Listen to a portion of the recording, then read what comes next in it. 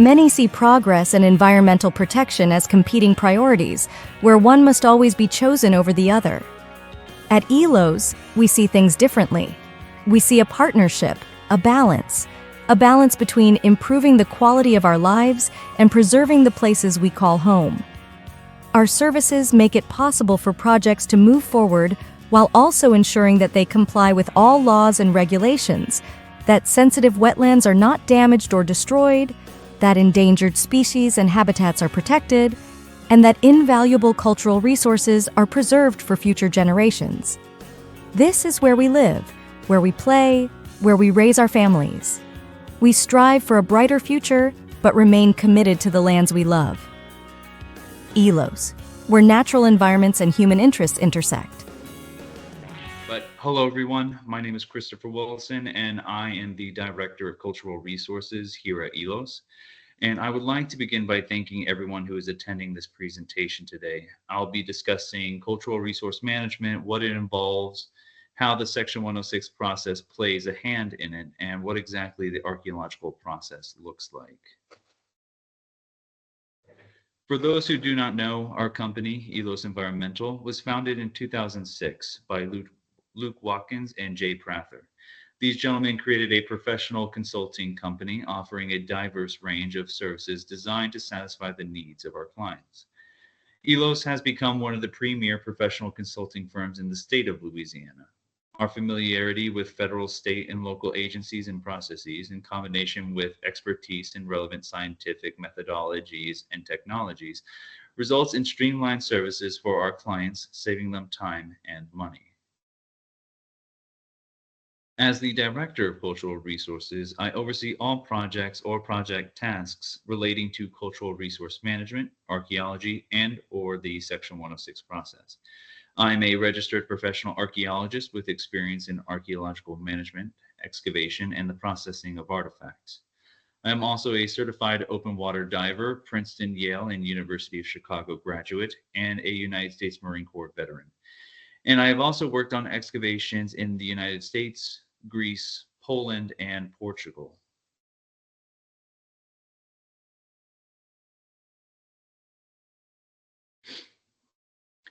Our cultural resources staff consists of myself, Ali Belcher, and Julian Blaine. The three of us bring many years of experience and a great amount of expertise to the table. Ali is a professional dive master and has worked on Roman shipwrecks, Byzantine harbors, historic ship anchor recordings, and underwater excavations in the Caribbean. Julian is a medieval and Viking specialist and Army veteran. He has experience working with museum collections and excavating Bronze Age sites in Germany and Viking Age sites in Sweden. I am a trained Greco-Roman archaeologist specializing in the cult of Asclepius, but I have also participated in DPAA-funded excavations. We all hold advanced degrees in archaeology and take our profession very seriously. We understand that it is our responsibility to protect historic properties, document and research new discoveries, and follow federal, state, and local regulations and guidelines.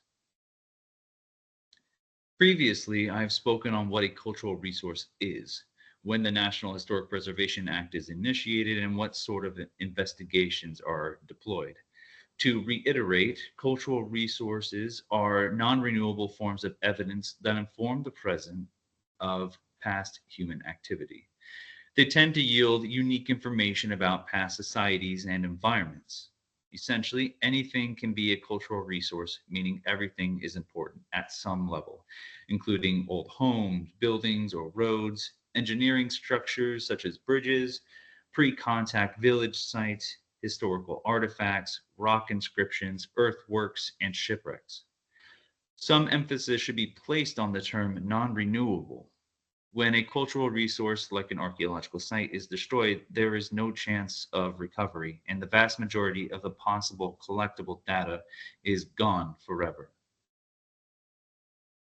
The most common form of regulation for cultural resources is the Section 106 process.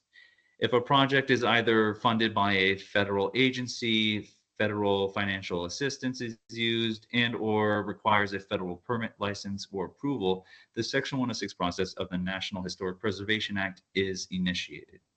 Section 106 can also be dependent on the land. Is it public? Is environmental due diligence involved? Is there planning for land to transfer from one entity to another?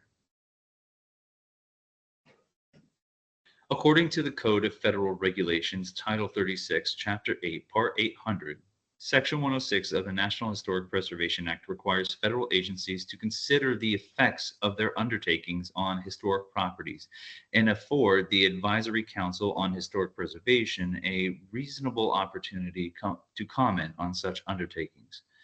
The Section 106 process seeks to accommodate historic preservation concerns with the needs of federal undertakings through consultation among the agency official and other parties with an interest in the effects of the undertaking on historic properties, commencing at the early stages of project planning. The goal of consultation is to identify historic properties potentially affected by the undertaking, assess the effects, and seek ways to avoid, minimize, or mitigate any adverse effects on historic properties. The Section 106 process and review can take anywhere from months to years, depending on the complexity of the undertaking and the findings. Not to mention, this process can take even longer if a project is started prematurely. The federal and state governments take cultural resources very seriously. Should the process not be followed and a historic property be affected, hefty fines and sometimes jail time can be sentenced upon the individuals responsible.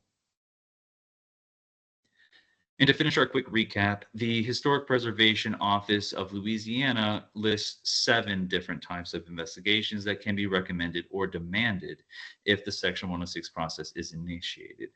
These vary by state, but in Louisiana, these include cultural resource assessments, also known as a pedestrian survey, phase one standing structure or above ground resource surveys, terrestrial phase one surveys, which are used to locate and define cultural resources, maritime phase one surveys, terrestrial phase two, which are surveys used to determine the cultural resources eligibility for inclusion on the National Register of Historic Places.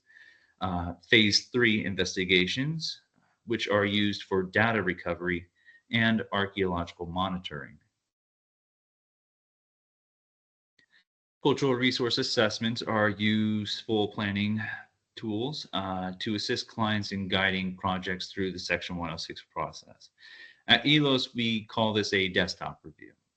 The preparation of a Section 106 desktop review takes into account the environment, physical setting, cultural history, previous archaeological investigations, and known above ground resources in archaeological sites within a project area. This survey provides a framework that identifies areas of higher and lower site likelihood for clients. A phase one standing structure above ground resource survey provides insight into areas of which the Louisiana Department of Historic Preservation may not have direct knowledge. If structures 50 years of age or older are located within the direct or indirect project area, they must be evaluated for listing on the National Register of Historic Places and be recorded in the Louisiana Historic Resources Inventory database. These resources may include buildings, structures, objects, sites, or entire districts. The survey involves a simple visitation and photography of structures. Then the inventory form is made for each structure submitted to the state for inclusion in their database and included in a final report. Archaeological monitoring efforts are used to assess the presence or absence of archaeological deposits in areas that were not examined by a phase one survey. The decision to employ monitoring on a given project rather than a phase one survey must be considered on a case by case basis. The Louisiana Department of Archaeology does not support the use of monitoring as a general survey strategy, but they recognize that it may be the most appropriate investigation strategy in certain situations. As the project proposal is developed, the investigator must consult the Department of Archaeology concerning the scope of work for archaeological monitoring.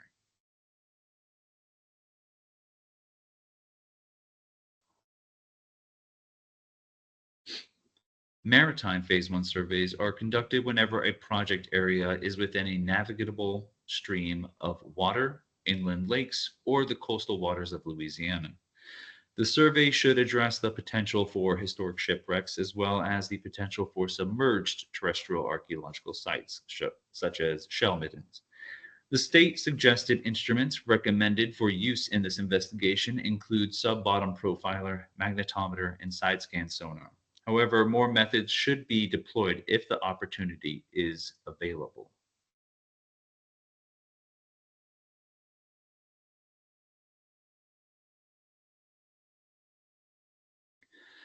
The terrestrial phase one survey is sort of like an archaeologist's bread and butter. These surveys are a standard used for determining if an area requires a more intensive investigation and are used to locate and define the boundaries of possible archaeological sites. They are relatively inexpensive and do not require much time, making them the most common form of investigation. The Louisiana Department of Archaeology will recommend a phase one survey if the project involves ground disturbing activities and if the area has not been surveyed, or were surveyed primarily by walkover inspection. For phase one surveys, all portions of a project area must be examined by systematic shovel testing whenever possible, in combination with systematic pedestrian survey and or additional techniques such as augering, core sampling, soil probing, or mechanical excavated trenching, depending upon the surface conditions and potential for deeply buried archaeological sites.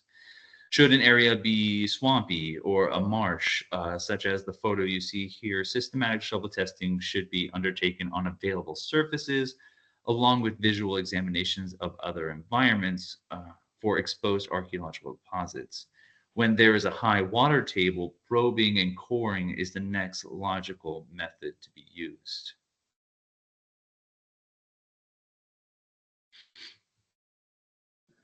Terrestrial Phase 2 investigations are used for eligibility determination for inclusion on the National Register of Historic Places and typically come about as a result of a Phase 1. These types of investigations are more involved and require more human and research attention. Excavation units are conducted instead of simple shovel tests. These are typically 1 meter by 1 meter by 1 meter holes that are carefully and systematically carved into the soil by a stratigraphic layer. All soil is processed through screens and all objects are studied and recorded. Phase 3 investigations are the final phase of terrestrial investigation, should it be needed at all. These investigations are rare occurrences and tend to follow very significant finds.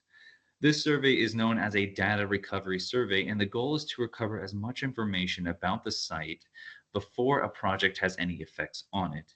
A data recovery plan must be created. Excavation units are used once again, but are utilized in a greater capacity and are larger in size. Trenches are excavated to explore a larger area. The entire site is mapped, and the entire site is subject to greater recordation efforts. The Louisiana SHPO, or State Historic Preservation Office, explicitly states that if an archaeological site is determined eligible for the NRHP or is already listed on the NRHP and will be adversely affected by a project by the Section 106 process, the lead federal agency is responsible for preparing and executing a memorandum of agreement with all appropriate parties. This memorandum will include a mitigation data recovery or treatment plan, and all parties must review and approve this plan before the memorandum is signed.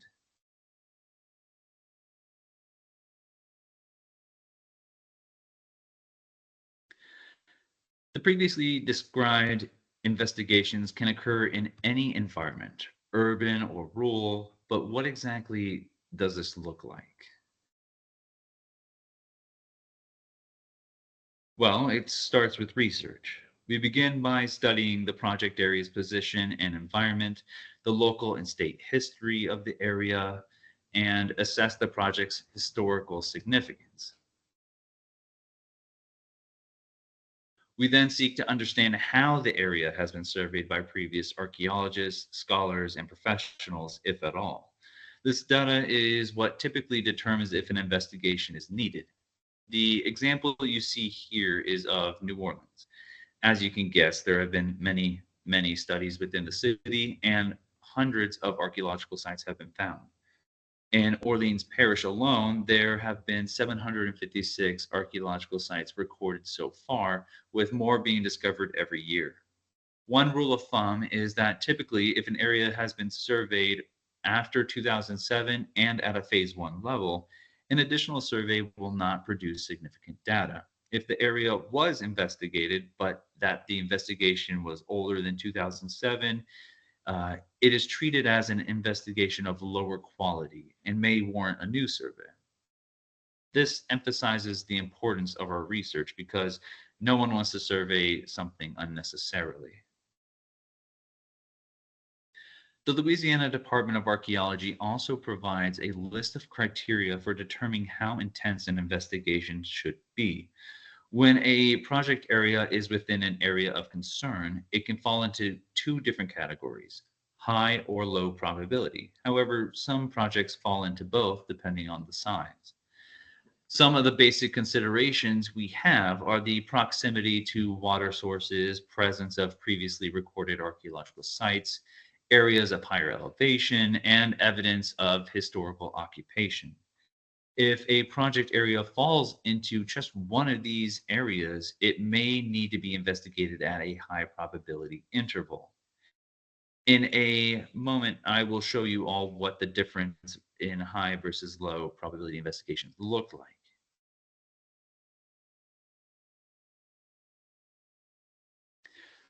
Using those state regulations and our knowledge of the project area, we create transects at either high or low probability.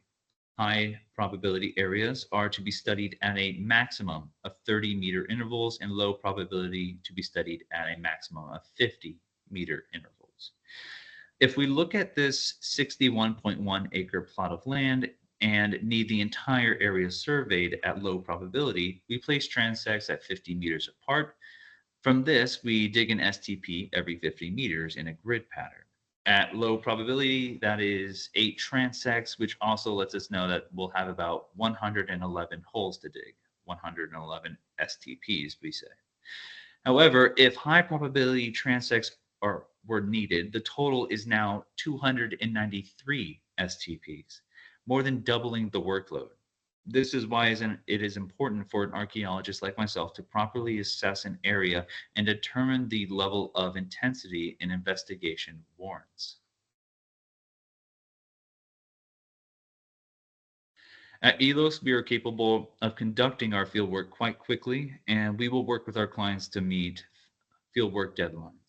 We are capable of mobilizing for a historical assessment, phase one and phase two, within just a couple of days of an official notice to proceed.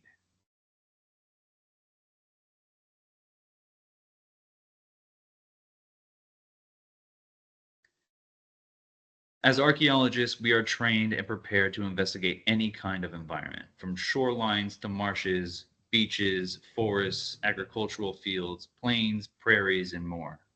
No environment is easy, and you never know what you'll find. So, training, preparation, and experience are key to completing a project correctly and safely. We also strive to be as minimally invasive as possible. This means refilling any and all holes we excavate. We even use a tarp during urban excavations to keep the land as clean as possible.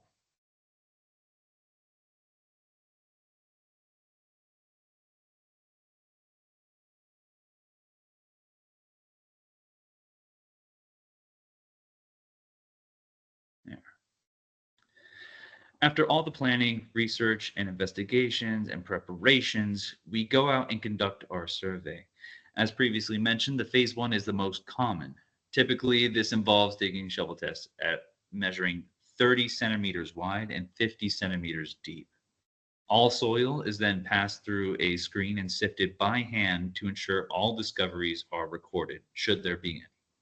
Augering is used in the different environments within a project area to ensure there are no deeper deposits and to evaluate the soil composition, texture, and color beyond the shovel test.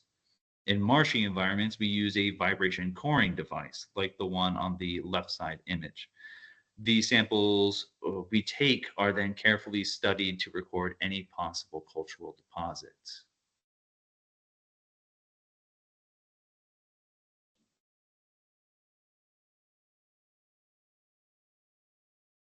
Regardless of whether artifacts are found or not, each investigated location is recorded using a GPS system, soil descriptions are noted, and photographs are taken. If an artifact is found, we follow the state recommended procedure, which is delineation. When a delineation is warranted, the standard procedure is to investigate in all four cardinal directions at 10-meter intervals until two negative tests are reached.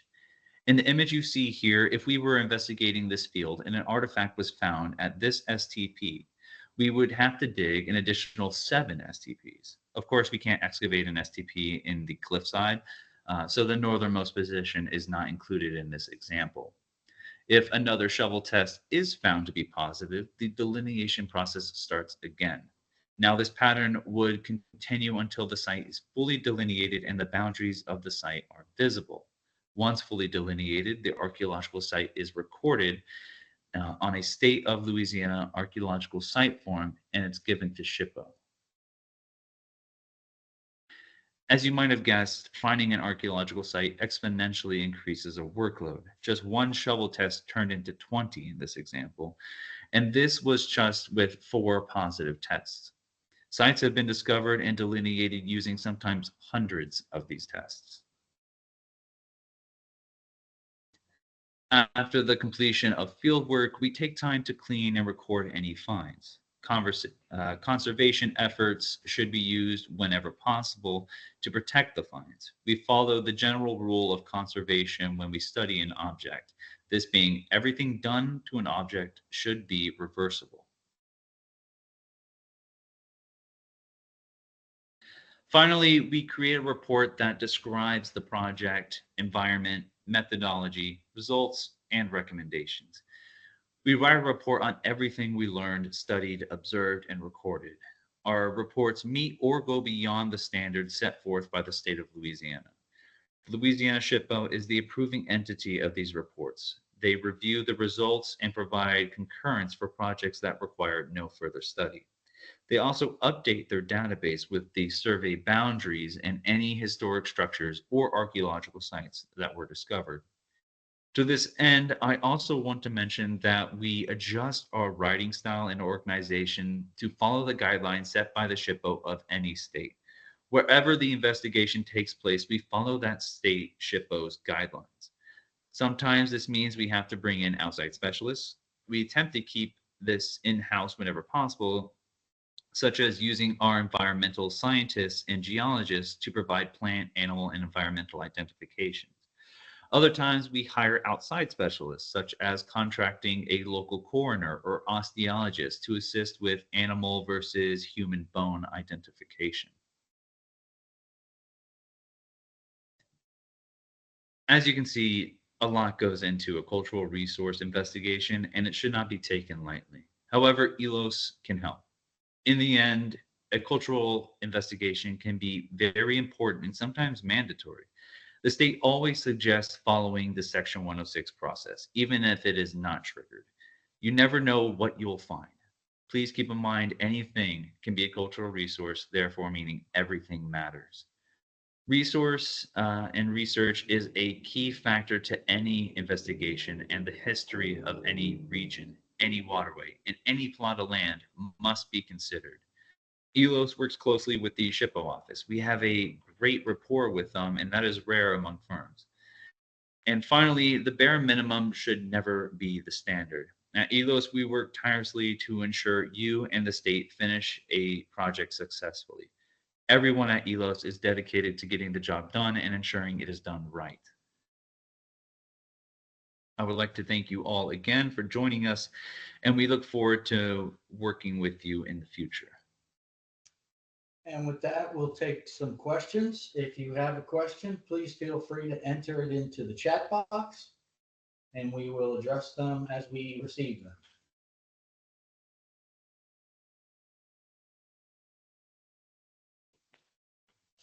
I see someone appears to be typing a question, so we'll give it a second.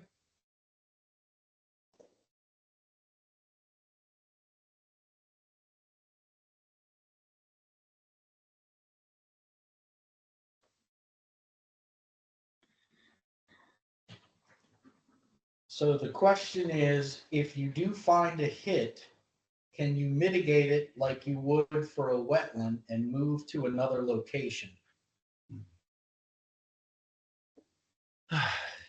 Of course, you can adjust a project area accordingly. You can mitigate it, go around it. That's partly the reason behind an investigation. You can also do a part of a desktop review. One thing that you can do is have someone go out there preemptively investigate the area so that you're not fully doing a phase one and paying for a bunch of people to go out there and dig a bunch of holes. But you can do that to get a sort of lay of the land, and then they can help you make those decisions for mitigating around possible archaeological sites. Typology is a really good factor that we use to investigate an area's possible significance. But yes, you can go around it. You might not be able to do so in the moment, but after the investigation happens, you can change your project area to mitigate and go around that archaeological site. All right, do we have any other questions? Please feel free to just type them into the chat box. While we're waiting to see if there are any more questions, I'll remind you that this presentation has been recorded and will be available on our YouTube channel sometime in the next couple of days. You will receive an email notification when it is available. Please feel free to share it with any colleagues or anyone else you think would be interested in the information in the presentation, or you can simply watch the presentation again for yourself if you missed something or have any additional questions. I will also now type into the chat box Chris's email address. Should you think of a question later or have something come up that you might need clarification on or something like that, please feel free to reach out to him anytime. He'd be more than happy to answer any questions for you and try to get whatever situation you have resolved. Night or day, I'm available. Not seeing any additional questions being entered into the box, so we'll give it one more second here to see if there are any questions.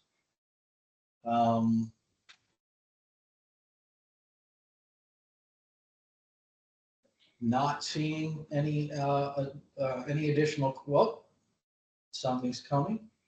Thank you. Oh, thank you. You're very welcome. Thank you for joining us.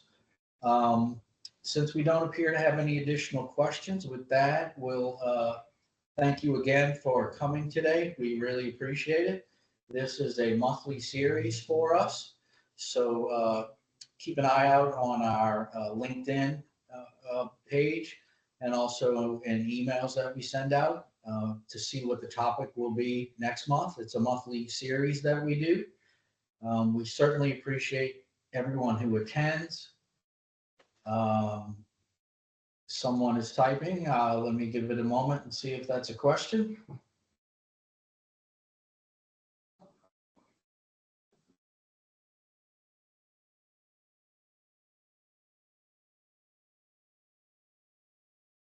Bear with us just a moment. We'll see what the question is or the comment.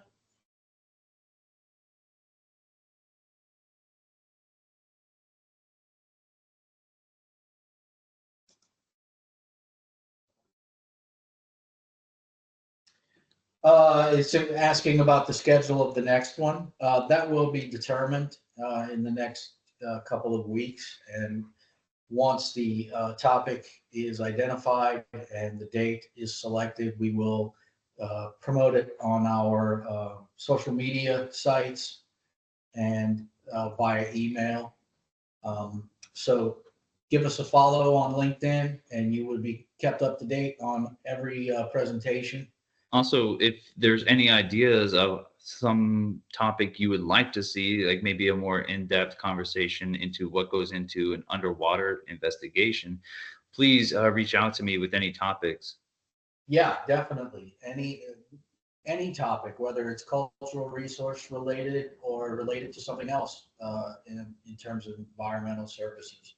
We'd certainly love to hear your suggestions or topics that you may need more information on in order to help you with your projects. That is the point of this for us, is to help people with their projects, to help them get their projects done.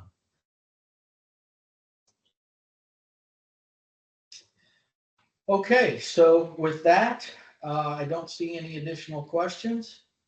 So again, thank you for attending. Thank you for your patience in terms of the reschedule. Hopefully we don't get another foot of snow anytime soon. And with that, we will wish you a good afternoon and a good rest of your week. And we look forward to seeing you again. Thank you. Thank you.